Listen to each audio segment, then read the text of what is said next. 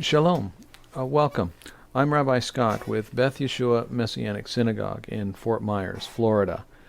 We are reissuing the Revelation series that was taught by Rabbi Jim Pickens here at Beth Yeshua over the course of the last 2 years or so.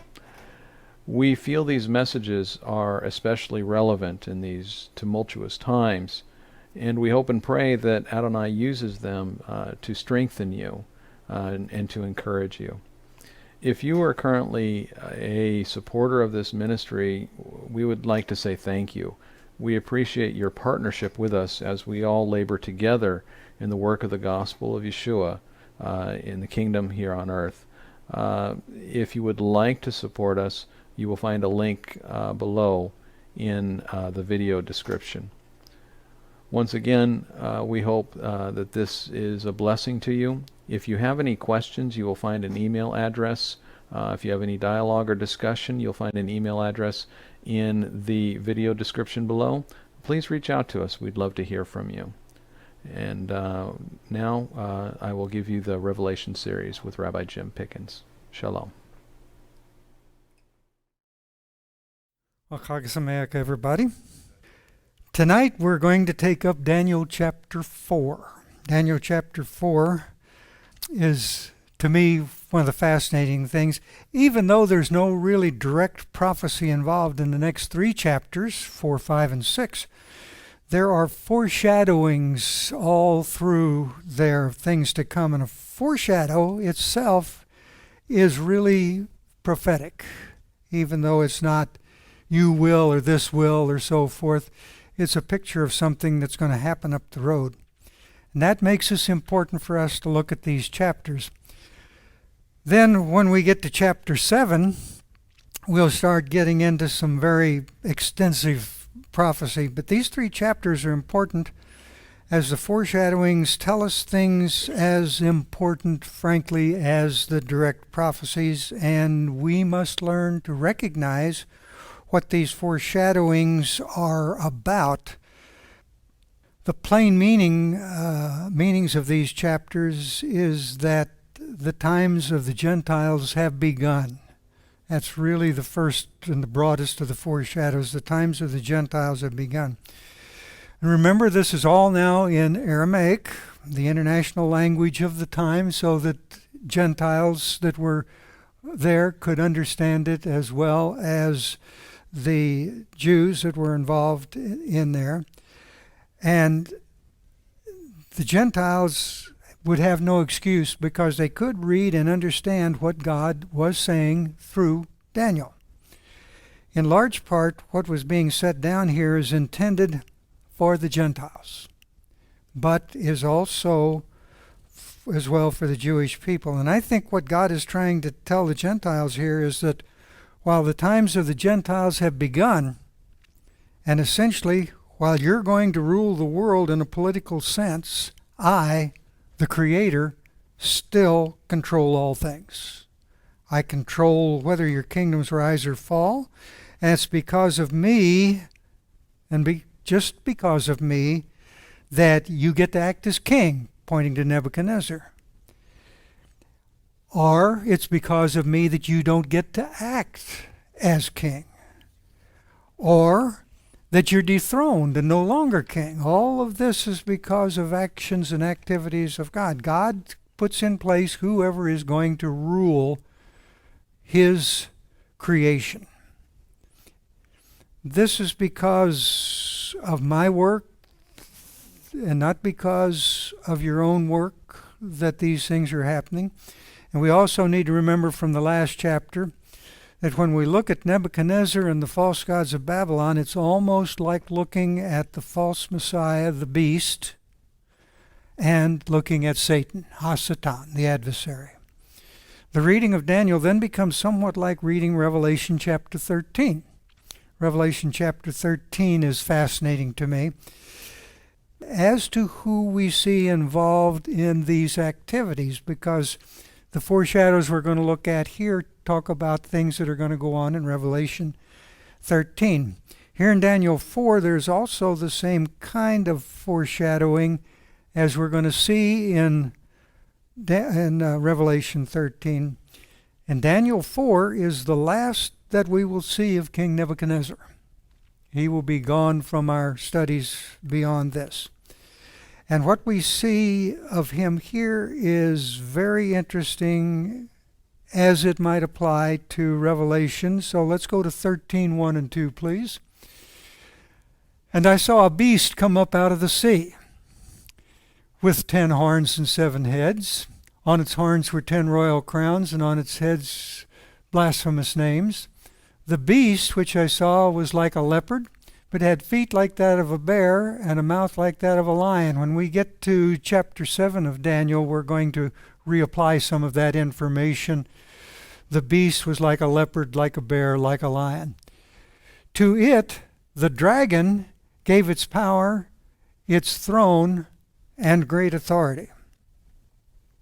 In this, we see the fourth empire of man come into world control. That's what this is talking about in Revelation 13.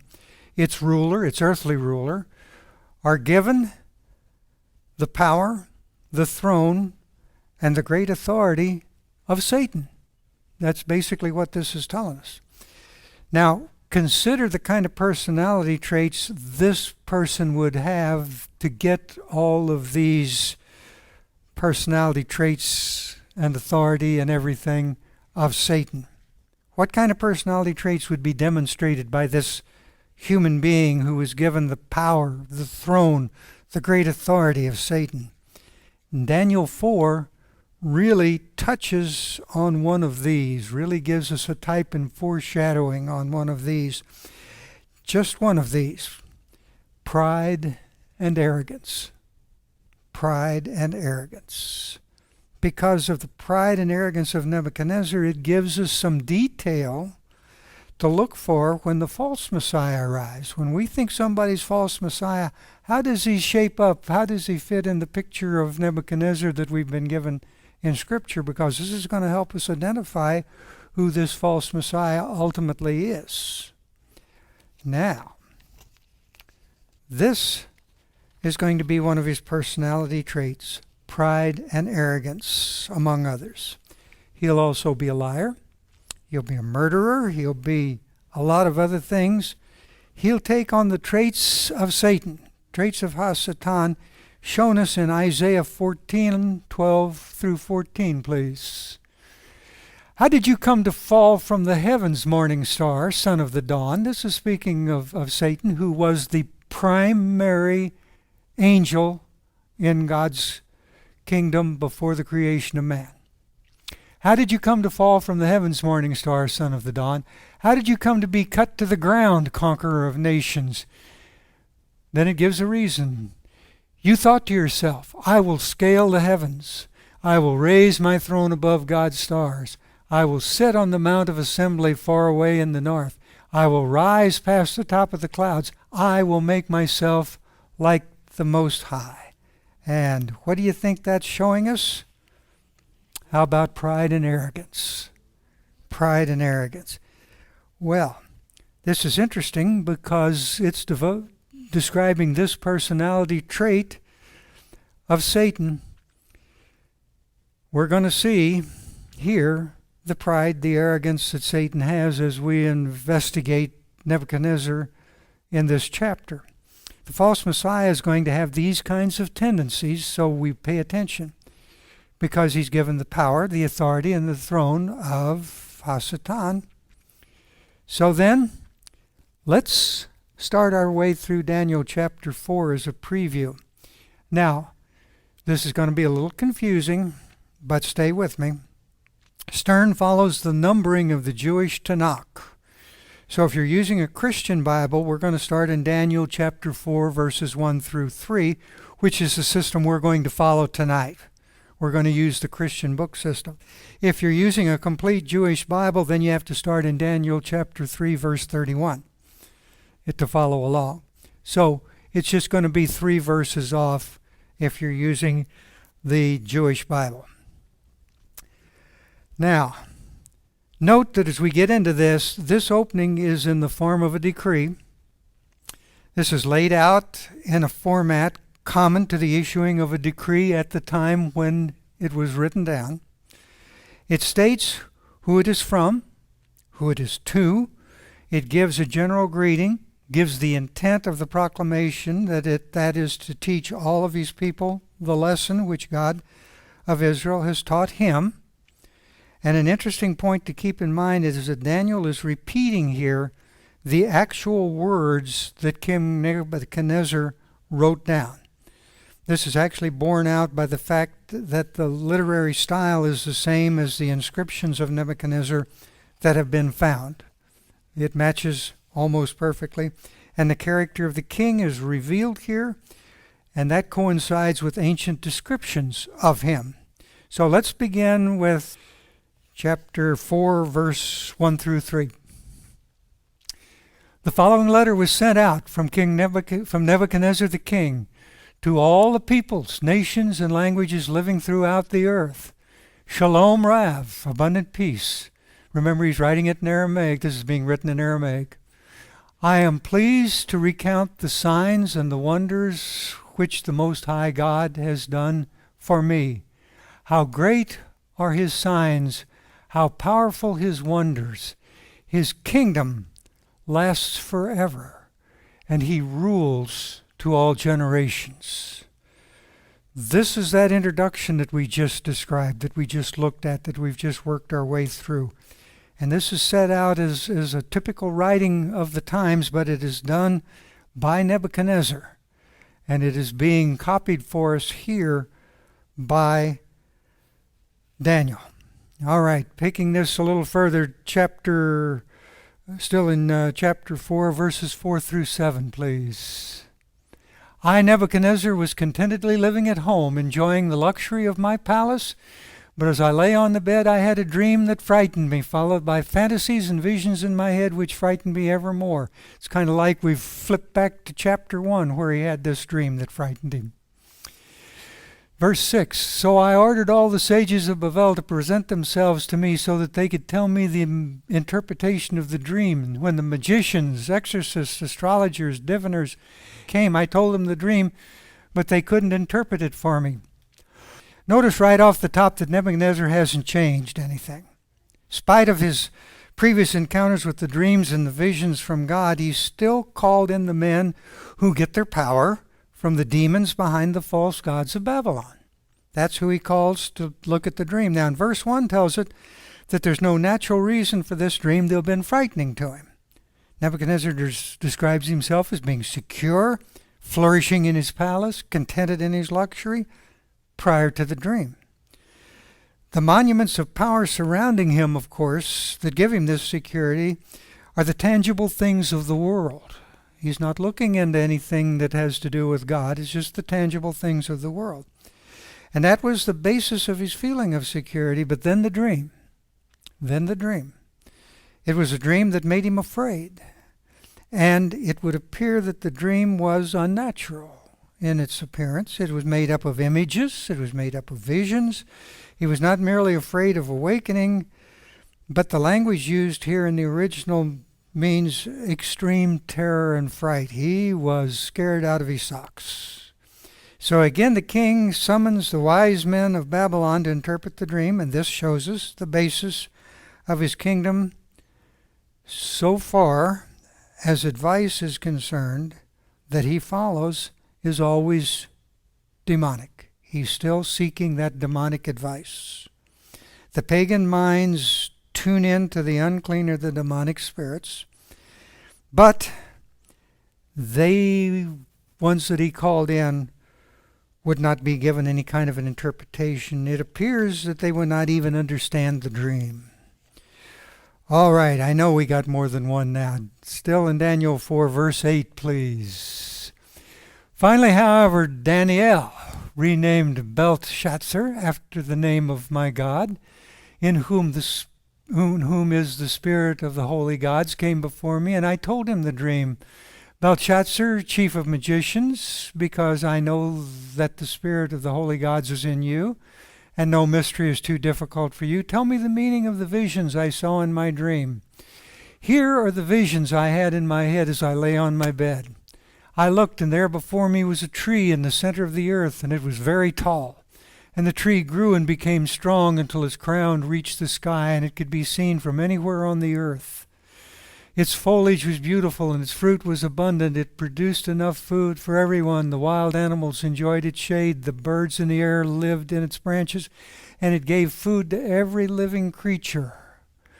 I looked in the visions of my head as I lay on my bed, and there appeared a holy watcher coming down from heaven. Ooh, uh-oh. He cried out, "Cut down the tree! Cut off its branches, strip off its leaves, scatter its fruit. Let the wild animals flee from its shelter, let the birds abandon its branches, but leave the stump with its roots in the ground, with a band of iron and bronze in the lush grass of the countryside. Let him," that's who the stump represents, him there would be, I believe, Nebuchadnezzar as we look forward. "Let him be drenched with the dew from the sky and share the lot of the animals in the pasture. Let his heart and mind cease to be human and become like those of an animal." There's a curse being levied. "And let 7 seasons pass over him." This order is issued by the watchers. The sentence is announced by the holy ones, so that all who live may know that the Most High rules the human kingdom, that he gives it to whomever he wishes and can raise it up over the lowest of mortals. This is the dream which I, King Nebuchadnezzar, saw. Now you, Belshazzar, tell me its interpretation. None of the sages of my kingdom can tell me the interpretation, but you can do it, because the spirit of the holy gods is in you. Note that Daniel appears on the scene later than the magicians, the exorcists, the diviners, the astrologers, and he does not come with those sages of Babylon. The reason isn't given, but on the other hand, why should he accompany them? Because he really isn't one of them. He isn't seeking his information from the demonic world. He's seeking it from the God of Israel. Daniel is referred to by both of his names, both Belshazzar after the Babylonian god, and Daniel alluding to Elohim, God of the Jews. Daniel is also described as the one in whom the spirit of the holy gods dwell. This should best be translated singular if you want to put it into the place where he is really representing, and that would be the one in whom the holy God, singular, dwells, with holy referring to divinity more than moral purity as assigned to the Babylonian deities. So here we have some indication that Nebuchadnezzar had some concept of the true nature of the God of Israel, might even have had some faith in him, but certainly he had high respect for the God of Israel at this point. Then Daniel is described as the master of magicians, or a master of scholars, because this is the way Nebuchadnezzar would have recognized him. He hadn't quite broken away from the old system yet. Nebuchadnezzar would have recognized the genius of Daniel in the same way he recognized the genius of his magicians. Of course, the genius that Daniel had was a gift of God. All right. The vision that Nebuchadnezzar had was that of a tree, standing by itself with a very great height so that it dominated the whole view. Question: why a tree? Well, because it was common to use trees for symbolic purposes at that time in history. Ancient building inscriptions traced back to Nebuchadnezzar's time compared Babylon itself as to a spreading tree. It was common to depict the rise and fall of human power through the symbol of a tree, such as Nebuchadnezzar. So we can easily see from the narrative in the scripture that Nebuchadnezzar could sense that this tree of this dream referred to himself, which was really the source of the terror because of what it was said about this tree. Now this tree grew to be very strong and very high until it was visible over all the earth. It bore much fruit so that all flesh fed from it, including animals and birds. Certainly all of mankind under the rule of Nebuchadnezzar fed from him. Now a being appears in a dream in the form of a watcher from heaven, a holy one from heaven, if you will. The Aramaic is very specific about it being a watcher, someone who is observing for God. I'm not certain whether this is coming from the pagan Nebuchadnezzar, but refers to something like a modern-day spirit guide, it might be thinking, or whether he understands that this really is truly a messenger from the God of Israel. But he describes the scene in a heathen connotation, as he understands it. See, he probably wouldn't have understood what a real holy angel of God was. In any event, the king understands the message. The messenger of God cries out, literally, with might, for the tree is to be cut down, its branches to be cut off, its leaves to cut off, its fruit to be scattered, the beasts under it and the birds in it are to make their getaway. Further special instructions are given regarding the stump. Their stump is fascinating. I think there's 2 pictures given us in this, one of which indicates that the tree will be revived later. The fact that the stump is left there with its roots indicates this revival. The binding of the stump with iron and bronze may also have a secondary meaning. It may well point to the empires that follow, because remember, in that first statue, Nebuchadnezzar was the head of gold, but if you came down past the body of silver, the lower body was bronze and the legs were iron. So there's some debate as to what the actual meaning of this is. But let's look at this stump as that he's going to be revived. This stump is surrounded by tender grass of the field. It says that it's going to receive adequate rain, and it's going to share its lot with the beasts of the field. Now this stump, and this point, is referring to Nebuchadnezzar, who's going to be cut off. So the stump may point to the coming insanity of Nebuchadnezzar, where he'll become like a beast of the field. This is made clear in verse 16, where he is given the heart and the mind of a beast, and this is to go on for 7 seasons, a definite period of time. We look at this as possibly being 7 years being a standard thing that our God uses. This is issued from God through his messenger so that the people may know that God rules the human kingdom. God can do this to whoever he has appointed as ruler or king. Even to raising up the lowest of mortals to rule, he can do this. So this is interesting, and it might be a hint also at who's coming, the false Messiah. We'll look a little bit more in that when we get to Daniel 11:12. Now we have to believe that this would have caught Nebuchadnezzar's attention, because we know from ancient inscriptions that his father, Nebuchadnezzar, claimed to be from humble origins. To wit, in some of the inscriptions his father referred to himself, quote, "in my littleness, the son of nobody." Another, quote, "of me, the insignificant among men, was not visible," end quote. Another, quote, "I, the weak, the feeble," unquote. So now Nebuchadnezzar appeals to Daniel to provide interpretation that the wise men of Babylon couldn't make. So moving ahead, still in chapter 4, verse 19, please. Daniel, whose name was Belshazzar, was in shock a while, frightened by his thoughts. The king said, "Belshazzar, don't let the dream of the interpretation frighten you." And Belshazzar answered, "My lord, if only the dream were about those who hate you and the interpretation about your enemy. The tree you saw, which grew and became strong until its crown reached the sky, and it could be seen throughout the whole earth, that had beautiful foliage and abundant fruit, enough to feed everyone, under which the wild animals lived and on whose branches birds built their nests, It's you, your majesty. You have grown and become strong. Your greatness has grown and reaches to heaven. Your rule extends to the end of the earth.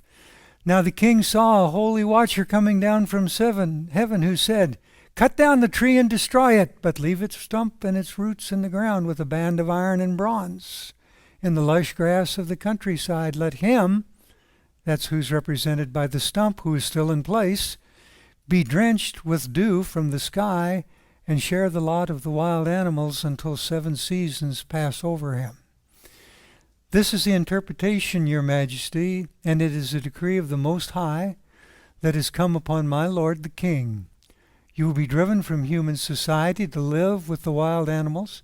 You will be made to eat grass like an ox and be drenched with dew from the sky. As 7 seasons pass over you until you learn that the Most High rules in the human kingdom and gives it to whomever he wants. It's a lesson to Nebuchadnezzar about who's really in charge.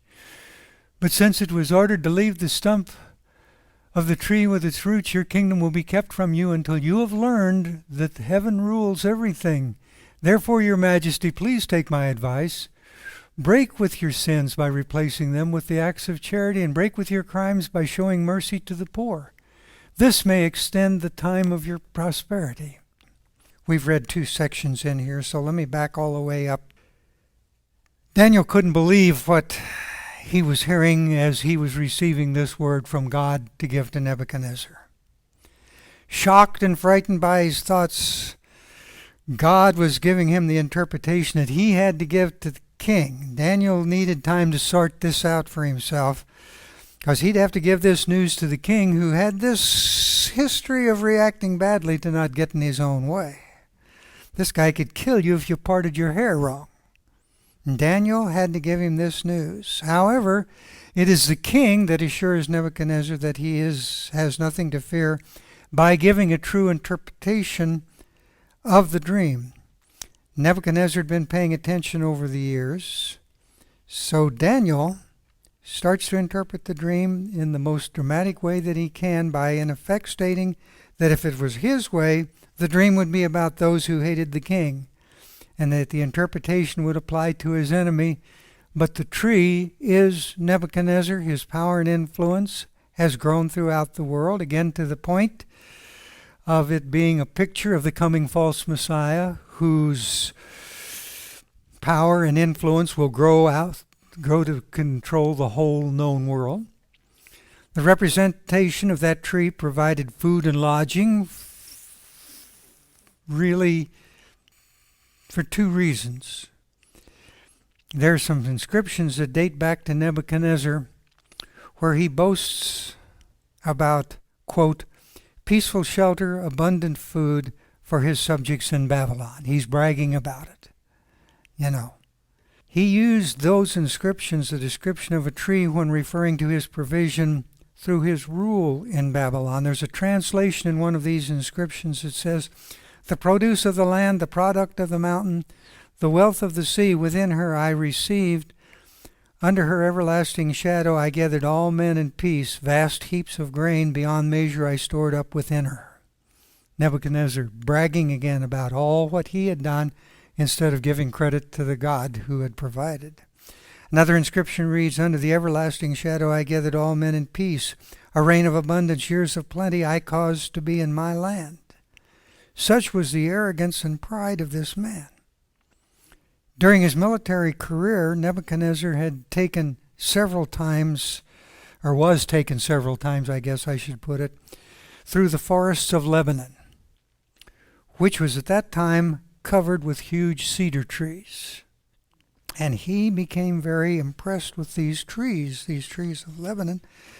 And there's an inscription, quote, high cedars tall and strong of costly value, whose dark farms tower aloft, the massive growth of Lebanon.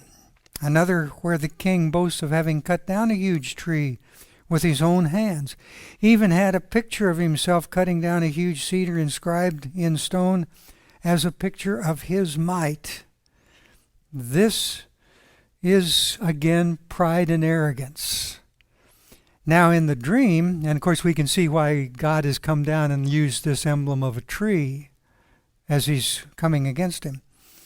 Now, in the dream, this mighty tree that is the king himself, we're told, will be cut down, symbolizing that God would remove Nebuchadnezzar from power, remove him from his office as king, and the binding of the stump with the iron and the brass and leaving it in the ground, indicating temporarily. Stumps were removed for use in that society. So this is a figurative thing that really shows its power. If stumps were removed in that society and used, then the fact that that stump was being preserved meant that it had a further use as it was in the ground initially when it was the tree. This indicates that the control of Nebuchadnezzar's kingdom would be restored to him after he comes to his senses, and also that God would bind the king with a sort of mental illness while this was going on throughout this passage. That mental image would cause him to act like a wild animal, driven from the palace to live in all kinds of weather, hair matted with the dew, eating grass. This madness would last until the king came to a point where he would acknowledge that Adonai, the God of Israel, was sovereign over the kingdom of men. Verse 24 leaves no doubt that God is the author of the interpretation and his word would be carried out. The interpretation then ends with a solemn exhortation to the king. This is from Daniel, with respect and courtesy. Daniel urges the king to replace sins with righteousness and to replace iniquity with mercy to the poor, and maybe this will extend his prosperity. Moving ahead, still in chapter 4, verse 28, all of this happened to Nebuchadnezzar. 12 months later, God waited a year to slap him with this. 12 months later, as he was walking on the roof of the royal palace of Babel, the king said, "Babel the Great, I built it as a royal residence by my power and force to enhance the glory of my majesty." He slaps God across the face with this same arrogance and pride. And no sooner had the king spoken these words than a voice came down from heaven, "King Nebuchadnezzar, these words are for you. The kingdom has left you. You will be driven from the human society to live with the wild animals. You will be made to eat grass like an ox and be drenched with dew from the sky as 7 seasons pass over you until you learn the Most High rules in the human kingdom and learn that the Most High rules in the human kingdom and gives it to whomever he pleases." Within the hour, the word was fulfilled. Nebuchadnezzar was driven from human society. He ate grass like an ox. His body was drenched with dew from the sky until his hair was grown like eagle's feathers and his nails became like bird claws. Wow. Nebuchadnezzar goes on here to confess that these events in his life happened exactly as they were predicted. The king shows his pride and his arrogance in verses 29 through 30. The roof of the palace would have been a panoramic view of the city, and the empire would have stretched to the horizon and beyond. This is an era of largely city-states, and this may have been the palace of the Hanging Gardens of Babylon, one of the ancient wonders of the world. Scripture here fills us up on Nebuchadnezzar's arrogance from his own records. Babel the Great, I built it as a royal residence by my power and force to enhance the glory of my majesty. An inscription from secular sources says, and I quote, "In Babylon, my dear city which I love, was the palace, the house of the wonder of the people, the bond of the land, the brilliant place, the abode of the majesty of Babylon." He unabashedly boasted that he had made Babylon the greatest city on the earth. He declared that he made Babylon so magnificent in order to glorify himself. From a human standpoint, the world would support his boasting. No doubt about that. He was probably the greatest builder of his time.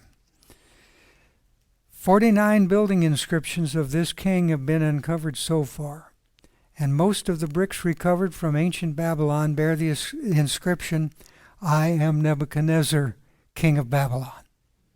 Wasn't too proud, was he? Just a little pride and arrogance.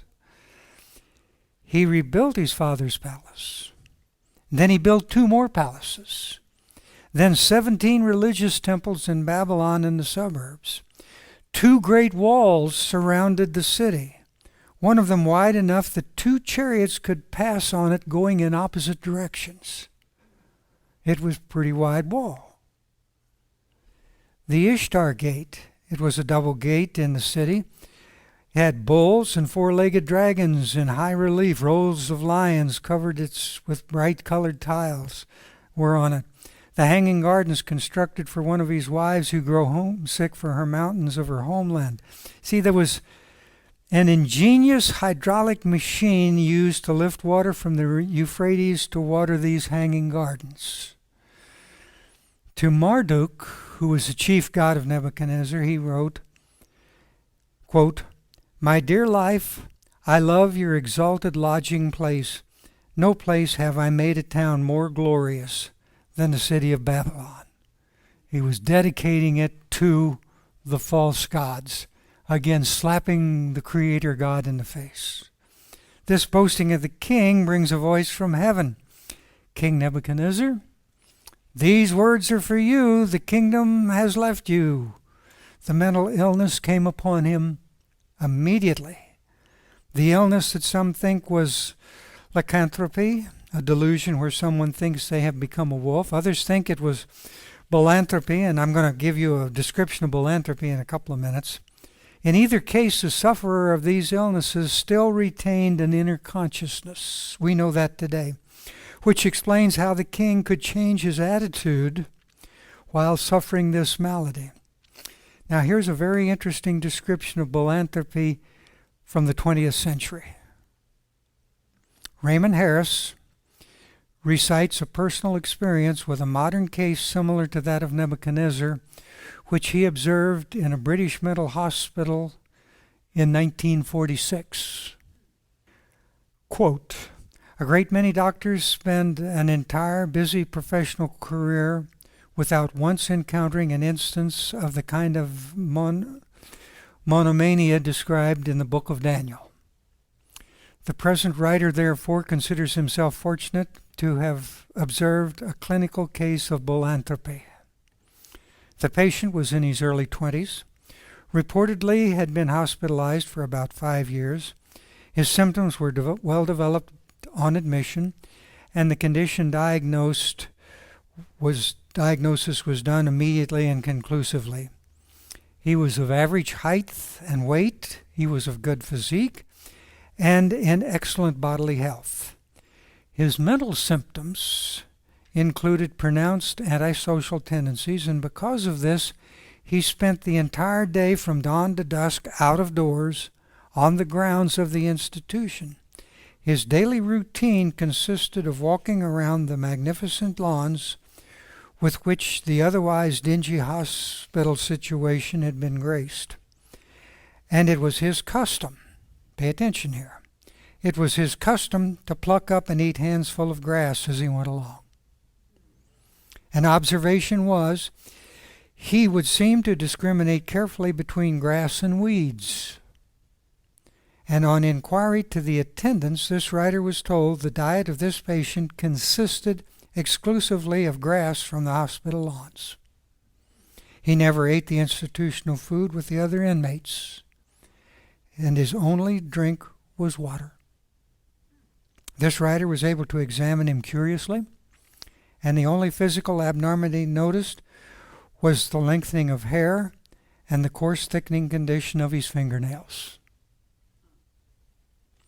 Without institutional care, he would have manifested exactly those physical conditions as mentioned in Daniel. See, they took care of him. They kept him washed. They kept him bathed. They kept his hair cut. So isn't that interesting? Nebuchadnezzar's symptoms noted in a modern case midway through the last century. verses 34 through 37, please. When this period was over, I, Nebuchadnezzar, lifted my eyes towards heaven, and my understanding came back to me. I blessed the Most High, and I praised and gave honor to him who lives forever, for his rulership is everlasting. His kingdom endures through all generations. All who live on the earth are counted as nothing. He who does what he wishes with the army of heaven and with those living on earth. No one can hold back his hand or ask him, "What are you doing?"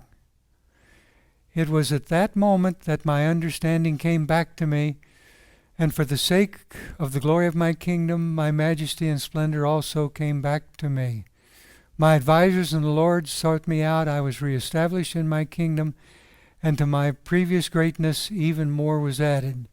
Now I, Nebuchadnezzar, praise, exalt, and honor the King of heaven, for all his works are truth and his ways are just, and he can humble those who walk in pride.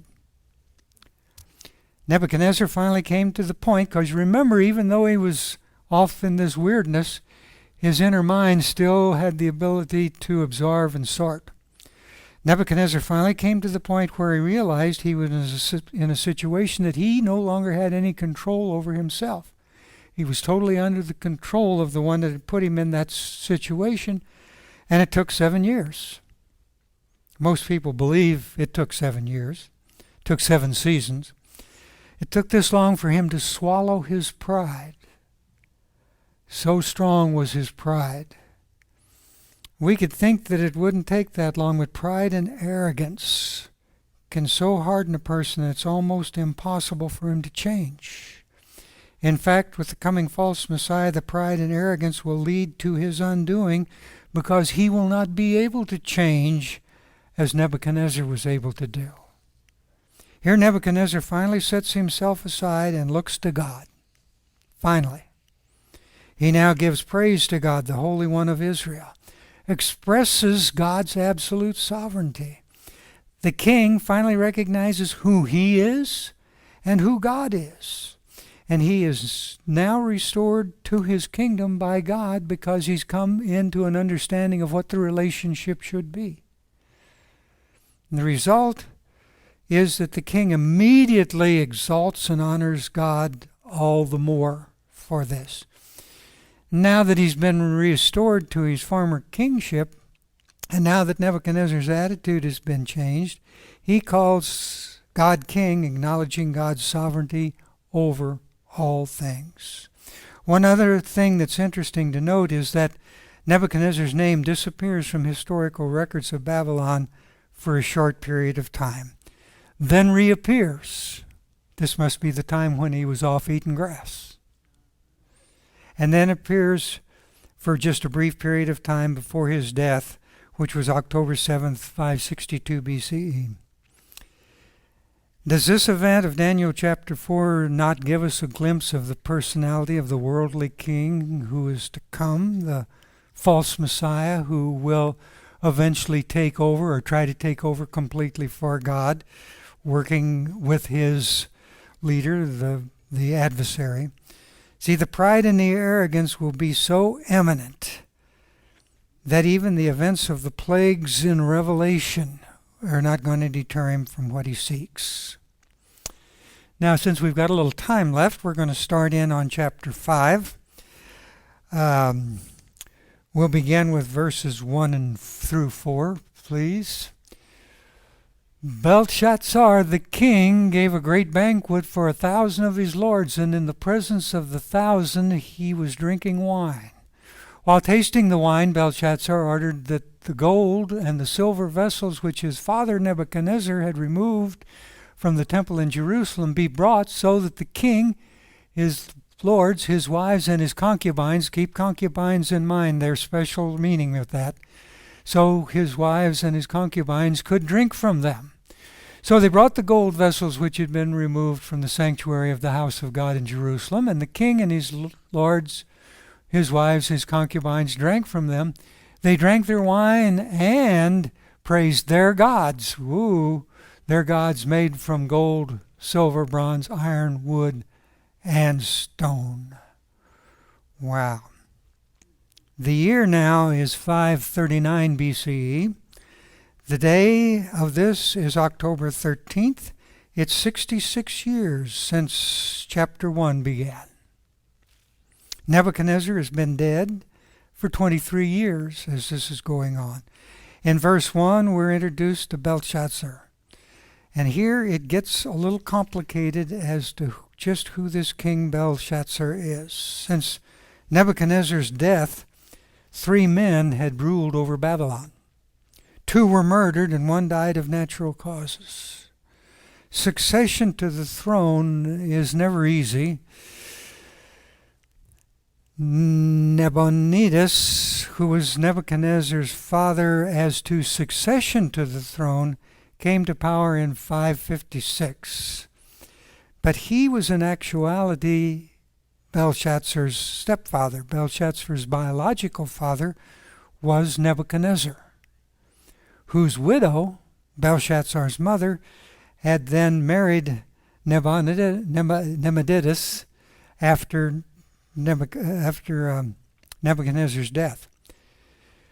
Most likely a consolidation of power which was common. Nebuchadnezzar then came to the throne after a couple of assassinations. That'll kind of give us a hint as who the power behind the throne most likely was. Belshazzar's mom, who was intent that her son would ultimately become king.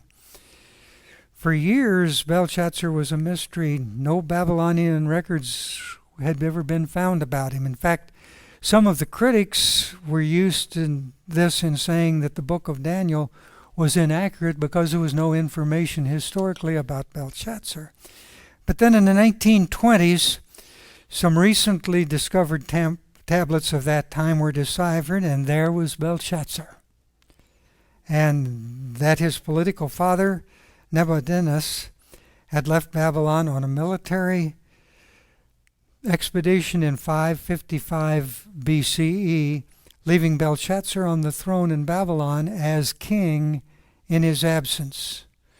King Nebuchadnezzar ended up building a royal palace in the town of Tamah in the middle of the Saudi Arabian peninsula and settled there, leaving Belshazzar on the throne in Babylon, exercising the kingship. Many, many documents are now available that confirm this. And again, I think we might see the hand of Mom in this. Got the old boy out of town and put the son on the throne. Verse 1 also mentions a feast of 1,000. This was not unusual. Ancient historians report that Persian monarchs were frequently known to dine with up to 15,000 people at these kinds of banquets. Particularly mentioned is the great feast of Ush, a Shushan lord, where he had 69,574 guests at a banquet that he put on.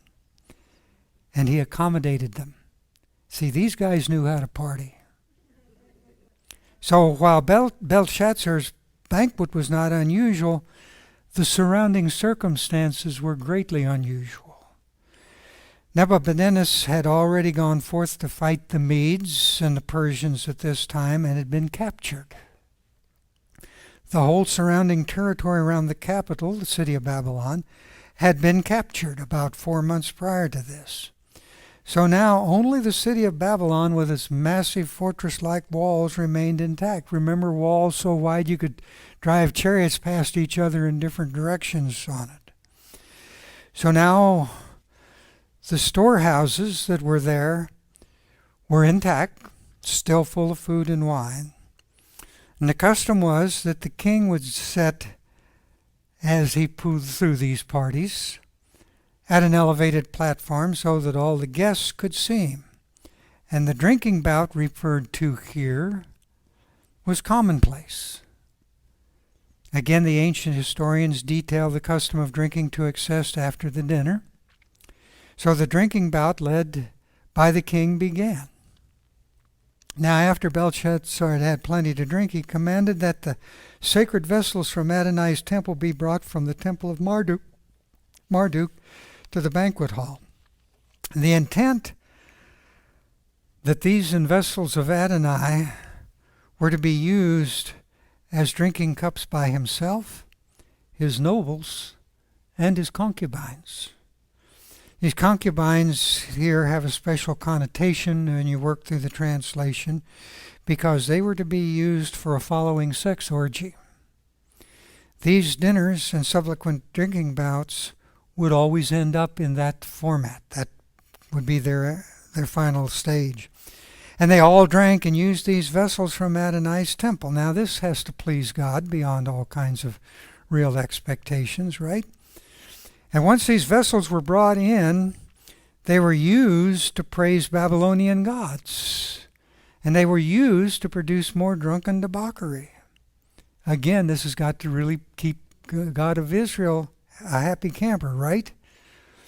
Now the Temple Marduk held numerous vessels taken from temples all over the Babylonian Empire, but there was a definite reason for choosing the vessels from the temple of the God of Israel. And I believe we all kind of understand why.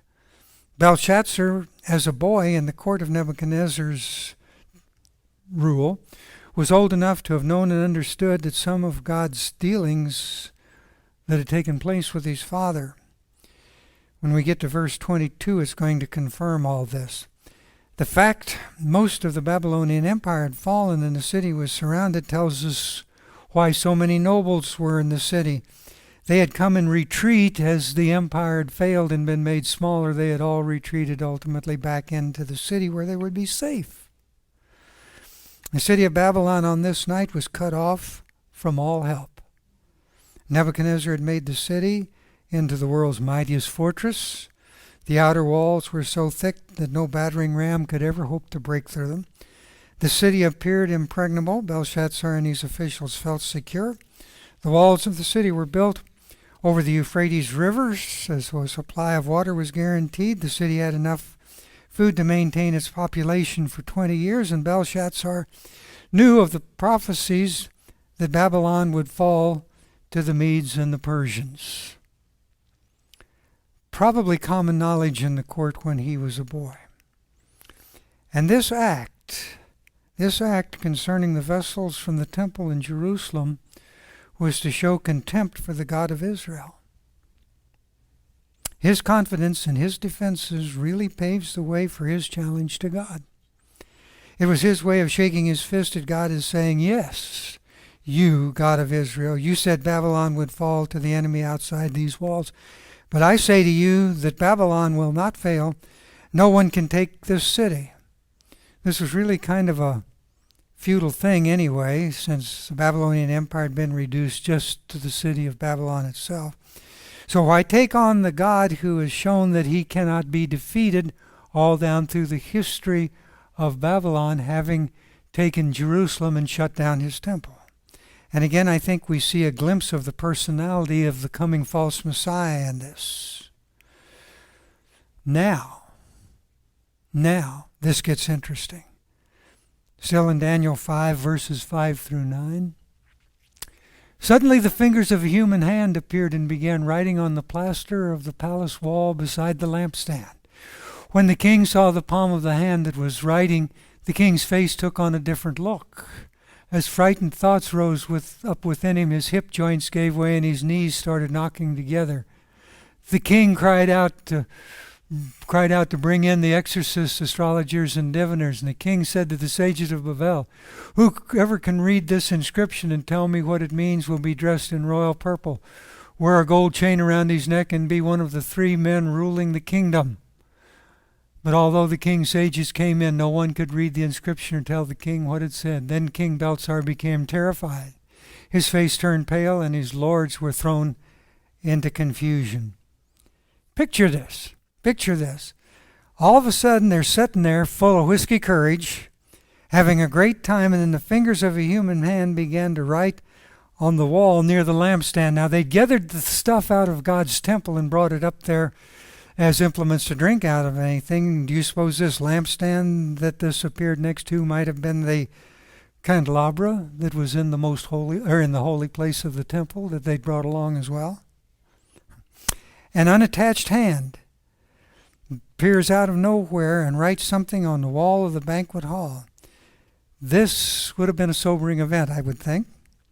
Now, it's interesting that archaeologists have uncovered these rooms of Nebuchadnezzar's palace and discovered a large throne room 56 feet wide by 107 feet long. This is believed to be where the scene of the banquet would have taken place. And along the long wall in this room, in the center of the wall, opposite the entrance, was a niche in front of which the king may well have been seated. Also, right behind the niche was a wall covered with white plaster, as described in verse 5. The effect on the king was immediate. His liquid courage evaporated. The God he was drinking to, the gods he was praising and giving exultance to, were forgotten, and his face grew pale. He was filled with terror, and his knees knocked together. As his legs gave way under him, his first thought was to call these wise men, the astrologers, magicians, those that practice sorcery. He's turned to the demonic world to tell him what's going on, but to no avail. Even offers of elevation to royalty brought no results. And this brought confusion to the king and all of his noblemen, and now they really faced a problem. And Belshazzar was terrified and pale-faced. Daniel 5, 10, and 12. At this point, the Queen Mother, the power behind the throne. At this point, the Queen Mother, because of what the king and his lords were saying, entered the banquet hall, and the Queen Mother said, "May the king live forever. Don't be scared by your thoughts, or let your face be so pale. There's a man in your kingdom in whom the spirits of the holy gods, in the days of your father, he was found to have light, discernment, and wisdom from the wisdom of the gods. King Nebuchadnezzar, your father, the king, your father, made him chief of the magicians, exorcists, astrologers, and diviners, because he was found to have an extraordinary spirit, knowledge, discernment, and ability to interpret dreams, unlock mysteries, and solve knotty problems. He is called Daniel, but the king gave him the name Belshazzar. Now have Daniel summoned, and he will tell you what this means." Enter the Queen Mom. She would have been highly respected, if not feared. And this would really tell us why that she could just wander into the king's throne room at any time she chose to. She indicates, as she speaks to the king, she knows much about Daniel and his abilities, which means she knew much about the court of Nebuchadnezzar. She explains about Daniel. She explains about Daniel and his abilities. And Daniel may have been retired at this point with a new administration in power. Verse 16 seems to indicate this, plus the fact that Daniel is now 80-something years old. But the queen urges that Daniel be brought because he'll be able to tell you what is written on the wall. These men might not be able to tell you, but Daniel will be able to tell you. And that's where I'm going to leave you in suspense until next week, because we just ran out of time.